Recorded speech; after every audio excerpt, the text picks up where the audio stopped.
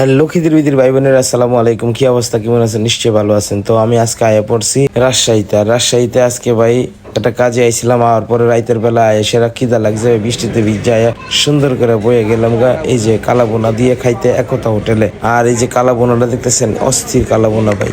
আর এই যে আমার চুল মুল যা আছে, গেঞ্জি মেঞ্জি সবই কিন্তু ভিজা লিছে। আর ভাই এর ভিতরে মজাদার সুন্দর এই যে মাখায়া মুখায়া লইতাছি সুন্দর কইরা গরুর কালাবোনা দিয়া।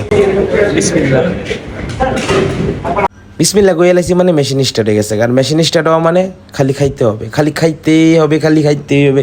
চারিদিকে সব কাঠে চশমা পইরা সুন্দর করে খালি ফেলে চাইয়া খালি খাইয়া লাইতে হইব। আর খাওয়ার উপরে কোনো কথা নাই, চারিদিকে কোনো চাওয়া চাইও নাই। যাই যেটা মন সেটি হোক। আসল কথাটা আমি আপনারা কইতেছি, এই যে কয়দিন আগে যে বৃষ্টিটা হইলো ভাই, আডো হুমান যে পানি নামাই লাইছেন, কোমর ফুন্দি যে পানি নামাই লাইছেন, এই বৃষ্টিটার মধ্যে রাইতের বেলা ভিজতে ভিজতে ভিজতে ভিজতে যখন আমি আই, আমার কাপড় চুপুর যা আছে সব, মাথার চুলের তেজ দইরা সেরাকার পায়ের ফাতা পর্যন্ত সব ভিজে গেছে। আর এই ভিজে যাওয়ার কারণে শরীরের মধ্যে কিন্তু একটা ঠান্ডা ঠান্ডা একটা বাবাই পড়ছে। আর শরীরটা যেমন ঝিমায় ঝিমায় ঝিমায় ঝিমায় যেতেছে। তো চিন্তা করলাম যে তাড়াতাড়ি এটা গরম করতে হবে। আর গরম করতে হলে কী খাইতে হবে? গরু গোস্ত খাইতে হবে। আর গরু গোস্ত খাইতে হলে আমি যাওয়ার পথে পাইছিল একতা হোটেল। একতা হোটেলটা হইছে আপনার হইছে কাটাখালী। আর এই কাটাখালী একতা হোটেলে ঢুইকা সুন্দর করে কোনো কথা নাই, আয়া লয়ে বয়ে গেলাম গা কালাবুনা আর এই যে ভাত। আর এই কালাবুনাটা ভাই অস্থির স্বাদ। কিন্তু আমি আপনার একটা কথা কই, রাজশাহীতে বিভিন্ন জায়গায় বিভিন্ন কালাবুনা পাওয়া যায়, কিন্তু বিভিন্ন জায়গার বিভিন্ন স্টাইলে বিভিন্ন স্বাদে হেরা ধরে রাখছে। আপনি নটা যান, নটার কালাবোনার স্বাদ আলাদা। আপনি সিটি হাটে যান, সিটি হাটের কালাবোনার স্বাদ আলাদা। আপনি এই কাটাখালি আইন, কাটাখালির স্বাদ আলাদা। কালাবোনার কিন্তু একটা স্বাদ আলাদা একটা আছে। আর কালাবোনা ভাই বিভিন্নভাবে বিভিন্ন মানুষ বিভিন্নভাবে ভেজাল করতেছে। তো আপনারা দেখা হইন না, বাচ্চা হইন না, খাইতে হইব।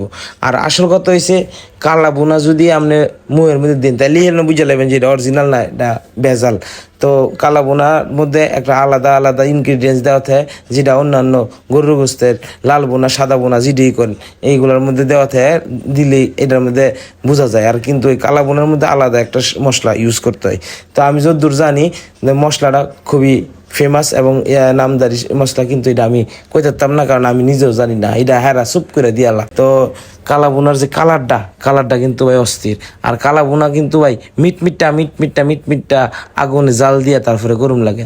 যদি আপনি বেশি জোরে জাল দিন, যে আকারে রসমস্যা ভোগাই লাইবেন, তাহলে কিন্তু কালাবোনা আর হইতো না, এটা পাত্তর হয়ে যাবো গা। কালাবোনা মিট আগুনে এটা সুন্দর কইরা জাল দিয়ে তারপরে এই নরম গুস্তগুলো হয়। টিপ দিলে দেখবেন যে গুস্তগুলো একবারে সইরা একবার মিশে গেছে। আর মুয়ের মধ্যে দিলে তো কি যে একটা অবস্থা ভাই, কি কইতাম। মুয়ের মধ্যে দেওয়ার লগে লগে এটা একটা গইলা জায়গা। আর কালাবোনার স্বাদই ভাই আলাদা। আর যাই হোক, আমি যেহেতু একতা হোটেলে আইসি, আর এই হোটেলটা ভাই বিশ্ববিদ্যালয় এরিয়ার ছেলেফেলেরা বেশি খা, আর একটু রিজনেবল প্রাইসের মধ্যে আছে। তো আমার কাছে যতটুকুই মনে হয়েছে যে না, খায়া তৃপ্তি পাইছি, ভালো লাগছে। তো আপনারা আয়েন, যদি মনে করেন যে কালাবোনা আপনারা খাইতে চান একতা হোটেলে, তাহলে আয়া খাইতে পারেন, সমস্যা নেই। আরও মেলা রকমের ভ্যারাইটিস বিভিন্ন ধরনের খাওয়ানোর আইটেম আছে। আপনারা দেখবেন না, যেটা ভালো লাগে হিডেই খাইবেন। তো মোটামুটি আমার খাওয়া শেষ। আর আরেকটা কথা, এই যে বর্তমান যে পরিবেশ পরিস্থিতি, বন্যার্থদের একটু সাহায্য করেন। আমার ফেজে আমার একটা সংগঠন আছে, ওইদেরকে যদি মনে হয় যে ভিডিওটা দেখে সাহায্য করেন, তো ভালো থাকেন। আল্লাহ হাফেজ।